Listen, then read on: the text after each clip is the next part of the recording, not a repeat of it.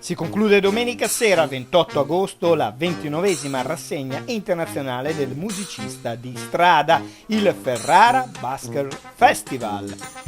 Un grande evento che ha avuto una tappa intermedia il 22 agosto a Lugo nella Ravennate e che ha poi trasformato la città estense in una grandissima palestra olimpica delle più insolite e disparate discipline musicali e spettacolari. Sono stati oltre 100 gli spettacoli gratuiti in programma e più di 1000 i musicisti. In particolar modo tanti musicisti dalla nazione ospite, l'Austria, ma naturalmente un po' da tutta Europa.